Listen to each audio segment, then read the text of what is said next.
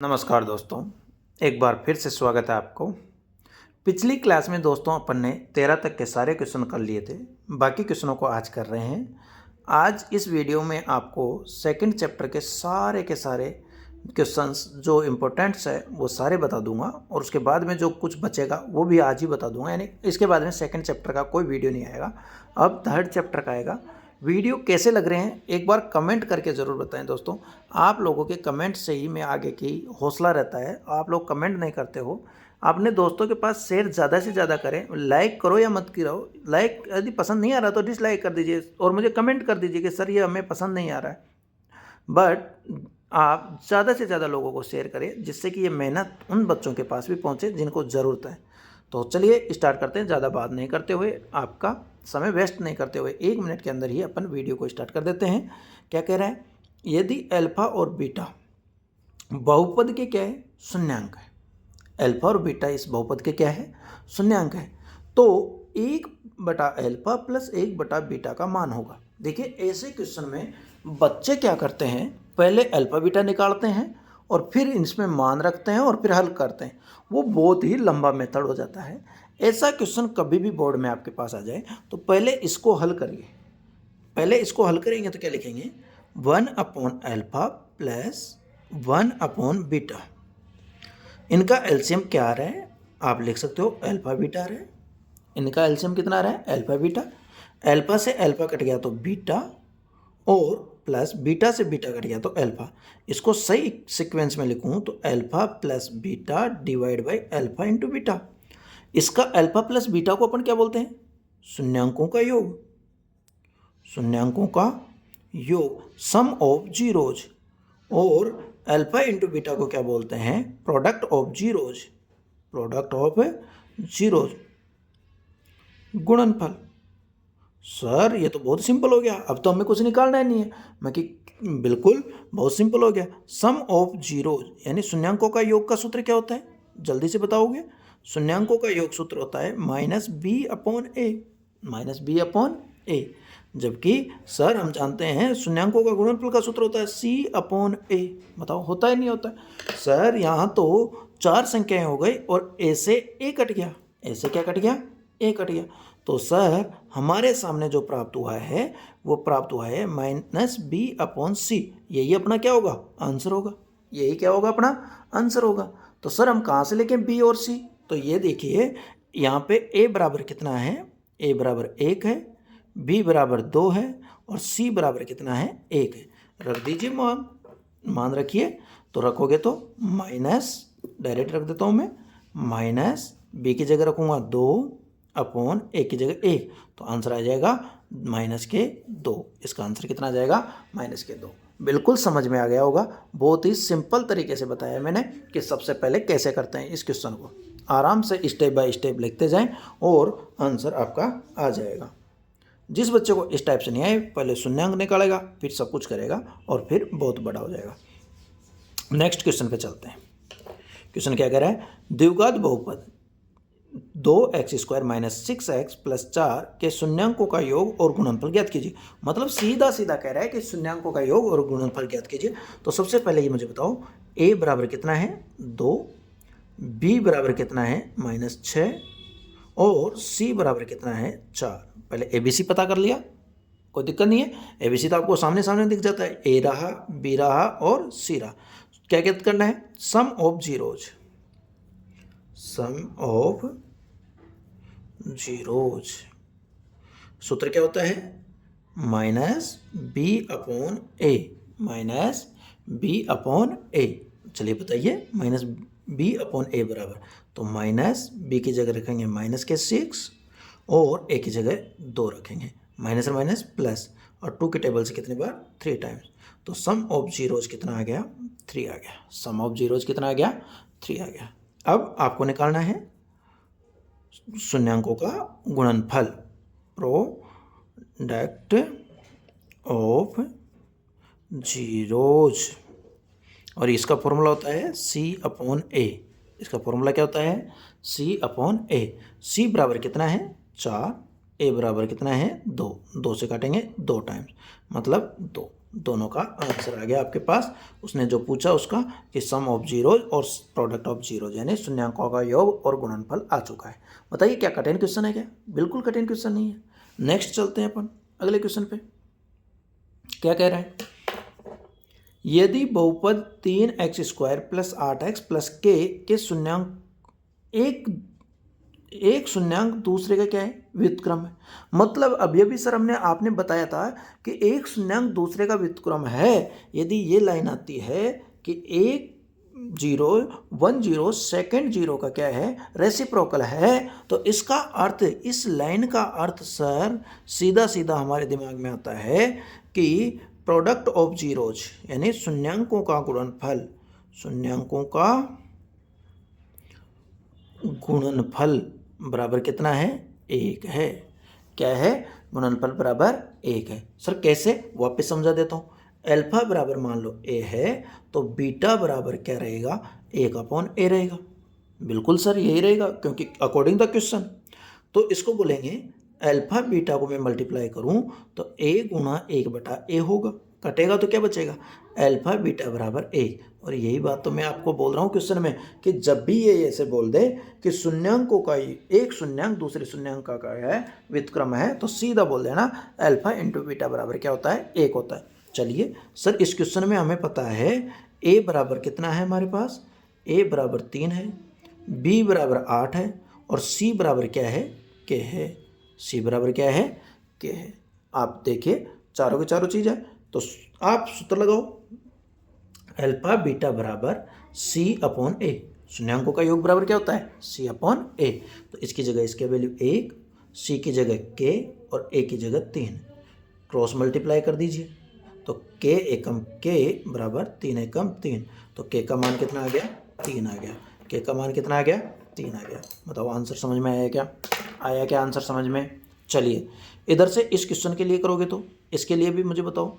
अब इस क्वेश्चन के लिए मैं कर रहा हूँ तो मुझे बताओ a बराबर कितना दिख रहा है? 5 दिख रहा है। b बराबर कितना दिख रहा है? 13 दिख रहा है। और c बराबर क्या है? k है। c बराबर क्या है?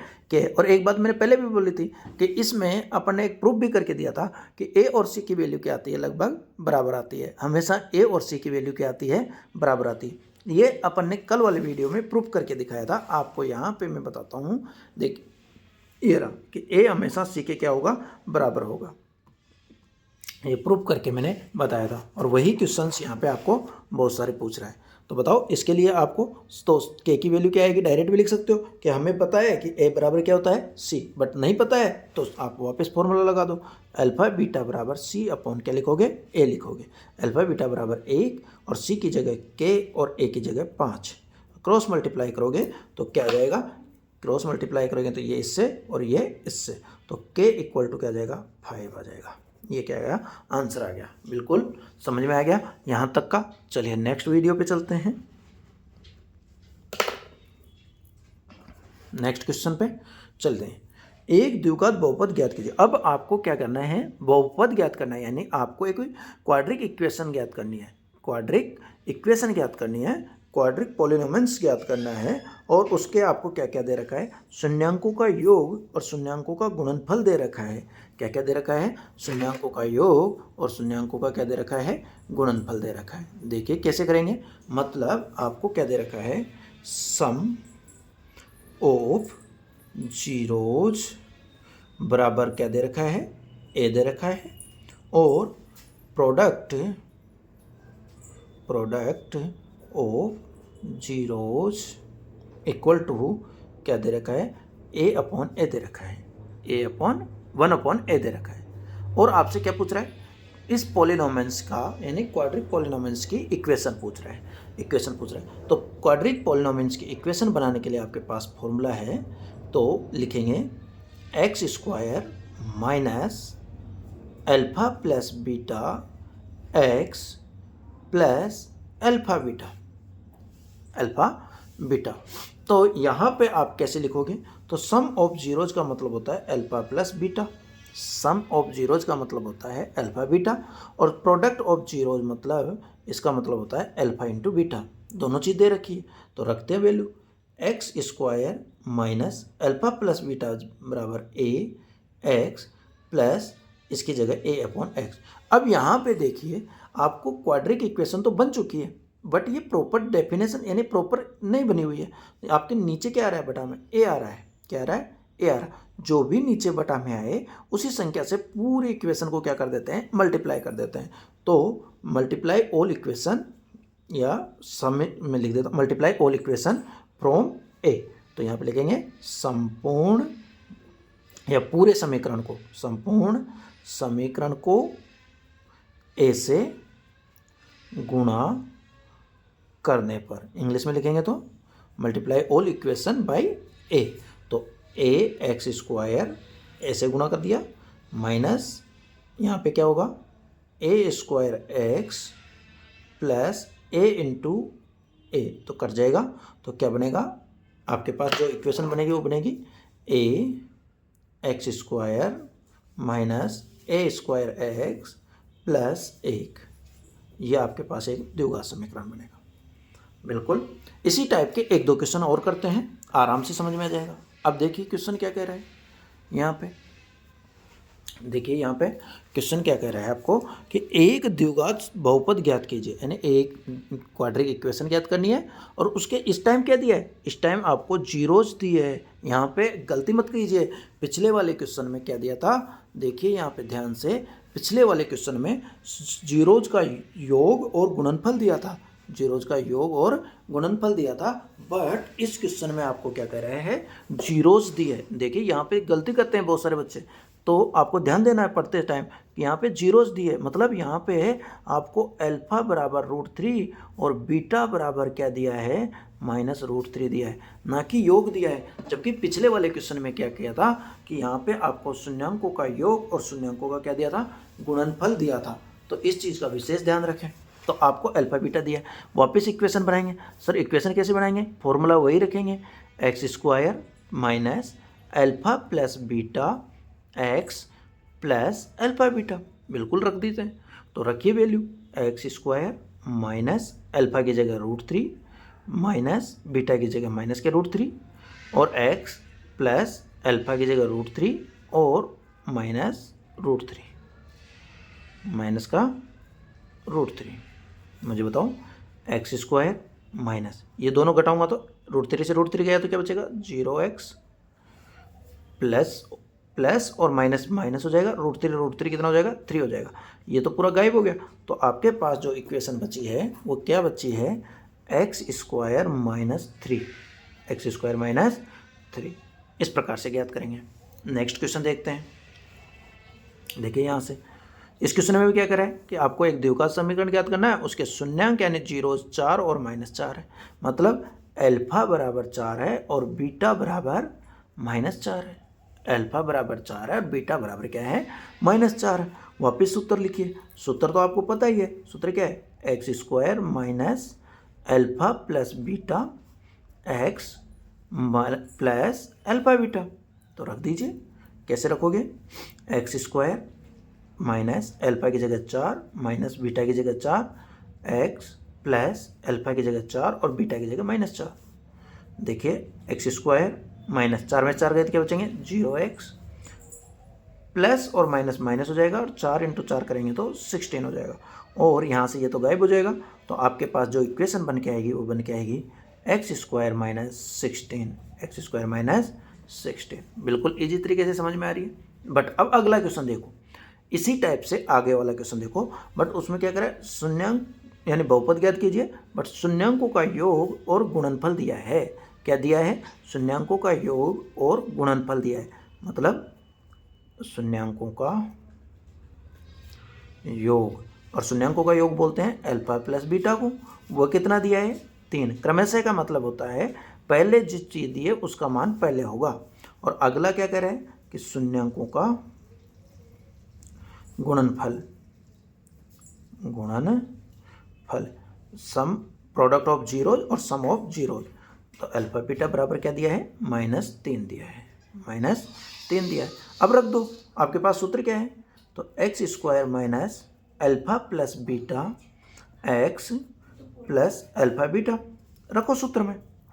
तो x square minus alpha plus beta बराबर कितना है, 3 है, एक्स प्लस अल्फा बीटा बराबर क्या है बताओ, -3 है। अल्फा बीटा बराबर क्या है, -3 है। चलिए इस फॉर्मूले को इधर लिखता हूँ, तो रखो x² - 3x प्लस और माइनस क्या हो जाएगा, -3। ये आपका क्या हो गया, क्वाड्रिक इक्वेशन बन गई। क्या बन गई है, क्वाड्रिक इक्वेशन बन गई। इसी प्रकार से अब आगे देखिए क्वेश्चंस को, क्या कह रहा है, यदि द्विघात व्यंजन, आपको द्विघात व्यंजन दिया है यानी बहुपद यानी पॉलिनोमियल्स दिया है, kx² + 5x + 3k, ठीक है, के शून्यांकों का योग, शून्यांकों का योग उनके गुणनफल के बराबर है according to the question. According to the question, question क्या कह रहा है कि उनका शून्यांकों का योग उनके गुणनफल के क्या है, इक्वल है। यही तो बात बोल रहा है कि sum of zeros and product of zeros are equal, दोनों क्या है, इक्वल है। तो मुझे बताओ शून्यांकों का योग, और इसके लिए पहले तो ए लिखना पड़ेगा। तो ए बराबर क्या दिख रहा है आपको, के दिख रहा है। बी बराबर क्या दिख रहा है, बी बराबर 5 दिख रहा है। और सी बराबर क्या दिख रहा है, 3k दिख रहा है। सी बराबर क्या दिख रहा है, पूरा 3k दिख रहा है। तो मुझे बताओ यहाँ पे इसका मान क्या लिखते हो, -b/a। इसका मान क्या लिखते हो, -b/a। और इसका वैल्यू क्या लिखते हो, c/a। c/a। तो मुझे बताओ ए से तो ए कट गया, क्या ए से ए कट गया, तो इसका मतलब समझ में आ रहा होगा आपको कि -b बराबर होगा c के, -b बराबर होगा c के। दोनों की वैल्यू रख देते हैं, दोनों की क्या रख देते हैं, वैल्यू रख देते हैं। तो रखोगे तो कैसे रखोगे बताओ, यहाँ से कैसे रखोगे, जल्दी से बताइए क्या करोगे। तो b बराबर कितना है, 5 - 5 बराबर 5 बराबर 3k। तो k बराबर -5/3 आपका क्या आ जाएगा, आंसर आ जाएगा, -5/3 आंसर आ जाएगा। तो पता चला कैसे आया। तो इस प्रकार से आप इस क्वेश्चन को हल कर सकते हो। वो कह रहा है कि शून्यांकों का योग उनके गुणनफल के क्या हो जाएगा, बराबर हो जाएगा। शून्यांकों का योग उनके गुणनफल के क्या हो जाएगा, बराबर हो जाएगा। इस प्रकार से इजी वे से ये क्वेश्चन आप कर सकते थे। अब इसी क्वेश्चन को देखो, मैं एक और बता देता हूँ। इसी क्वेश्चन में बच्चे क्या करेंगे, बहुत ज़्यादा कन्फ्यूजन कर लेंगे अपने आप में। क्या करेंगे, यहाँ पर पहले लिखेंगे इसकी जगह ये, तो -b की जगह 5/a की जगह k लिख लेंगे, बराबर c की जगह क्या लिखेंगे, 3k, और फिर क्या लिख लेंगे, a की जगह k लिख लेंगे। अरे भाई इतना लिखने की जरूरत क्या है, कैसे k कट रहा है, और नहीं काटना चाहो तो ऐसे काट दो, कैसे k कट गया। तो आपके पास क्या बचेगा, -5 बराबर 3k, में क्रॉस मल्टीप्लाई हो जाएगा, और फिर k की वैल्यू निकालनी है, तो क्या हो जाएगा, -5/3। तो वही चीज़ यहाँ पे आ रही है, और वही चीज़ क्या यहाँ पे आ रही है। तो इस प्रकार से यहाँ के क्वेश्चन हो गए। देखो दोस्तों, अब इस चैप्टर में से आपको मैंने इतने सारे क्वेश्चंस मैंने आपको बता दिए हैं, और इन सारे क्वेश्चंस की बताएं। अब चलिए इसमें से आपके जो कोई क्वेश्चन रह रहा है वह मैं आपको बता देता हूँ। चलिए इसमें से चैप्टर में से जो कुछ रहा है, अब थोड़ा बहुत ये रह गया है, इसके बारे में बता देता हूँ क्या क्या होता है। देखिए आपको ग्राफ भी इस चैप्टर में दे रखा है, और द्विघात समीकरण का ग्राफ हमेशा पैराबोलिक बनता है, यानी हिंदी में बोलेंगे तो परवलय आकार का बनता है, इंग्लिश में बोलेंगे तो पैराबोलिक बोलेंगे। इंग्लिश में क्या बोलेंगे, पैराबोलिक बोलेंगे, और हिंदी में क्या बोलेंगे, उसको परवलय आकार का बोलेंगे। कौन से आकार का बोलेंगे, परवलय आकार का बोलेंगे। तो समझ में आया। यहाँ पे तो लाइटिंग ज़्यादा हो गई थी इसलिए मैंने हाथ लगा दिया, अब आपको यहाँ पे समझ में आ जाएगा। तो द्विघात समीकरण का कोई भी आपसे पूछ ले, एबीसीडी में क्वेश्चन पूछ सकता है कि द्विघात बहुपद का जो ग्राफ बनता है वो कैसा बनता है, तो आप बताओगे परवलय आकार का बनता है। किसके आकार का बनता है, परवलय आकार का। ऐसे ग्राफ भी दे सकता है, यदि किसी ग्राफ को ऐसे बना दें और उसका जो खुला हुआ मुंह है ऊपर की तरफ जा रहा हो, किधर जा रहा हो, ऊपर की तरफ जा रहा हो, खुला हुआ मुंह ऊपर की जा रहा हो, तो उस टाइम आपसे पूछ लें कि ए कैसा है, वहाँ पे ऑप्शन में दे सकता है ए बराबर 0 है, ए बड़ा है 0 से, ए छोटा है 0 से, या फिर ए नॉट इक्वल टू 0 है, या ज्ञात नहीं कर सकते, या ये सभी है, जो भी कुछ भी पूछ सकता है, ऐसे फोर्थ ऑप्शन दे देगा। तो उस समय आपको पता करना है कि जब भी ग्राफ ऊपर की तरफ होगा तब आपको लिखना है ए बड़ा है किससे, जी से, 0 से, ए बड़ा है किससे, 0 से। और यदि नीचे का दे दे किसका दे दे, नीचे की तरफ मुंह दे दे, नीचे की तरफ कोई सी भी आकृति दे सकता है, बट नीचे की तरफ मुंह दे दे, तो उस टाइम बताना है कि ए की वैल्यू किसके बराबर है, 0 के बराबर, 0 से छोटी है। ए की वैल्यू किससे छोटी है, 0 से छोटी है। ये पूछ सकता है आपसे। इसके बाद में आपसे और क्या पूछ सकता है, इससे अलावा आपको ये पूछ सकता है कि द्विघात बहुपद के कितने शून्यांक होते हैं, तो मैंने बता दिया 2 शून्यांक होते हैं, अल्फा और बीटा होता है। ये सारी चीज़ें मैंने आपको बता दी। मैंने वेरिएबल बता दिया आपको, कांस्टेंट बता दिया, क्या क्या ग्राफ हो सकते हैं, ये अचर पद हैं, यानी एक रैखिक इक्वेशन है, ये द्विघात और ये त्रिघात है। ये सारी चीज़ें मैंने आपको बता दी। इसके अलावा आपसे पूछ सकता है कि सम जीरोज क्या है, ग्राफ दे के पूछ सकता है कि जीरोज की संख्या क्या है। तो ऐसे एक ग्राफ दे देगा और ग्राफ के साथ साथ आपको ऐसे दे देगा उसमें डायग्राम्स। तो यहाँ पे एक्स एक्स पे जितने बार ये काटेगा उसी हिसाब से आपको जीरोज बतानी है। तो यहाँ 3 बार काट रहा है, तो यहाँ जीरोज कितनी है, 3 है। यदि आपको ऐसे कोई ग्राफ दे दे, तो यहाँ पे 1 2 3 और 4, तो जीरोज कितनी है, 4 है। यानी जितने बार काटेगा, मान लो ऐसे कोई दे दे, तो यहाँ पे कितने बार काट रहा है, 1 बार काट रहा है, तो जीरोज कितनी है, 1 बार। एक्स एक्स को काटने वाले, मान लो ऐसे कोई ग्राफ है, उसमें ऐसे लाइन दे दे, बताओ ये कहाँ पे, क्या एक्स एक्स पे काट रही है, एक्स एक्स पे नहीं काट रही है, इसलिए इस पर इसकी जीरोज क्या है, 0 है, इसकी क्या है, शून्यांक है। ऐसे कोई ग्राफ है और उसका मान लो ऐसे ही बन के गया ऊपर का ऊपर, तो यहाँ पे बताओ ये क्या जीरोज है, क्या है कि जीरोज 0 है। ठीक है, धन्यवाद दोस्तों। इसी के साथ वीडियो हुआ एंड।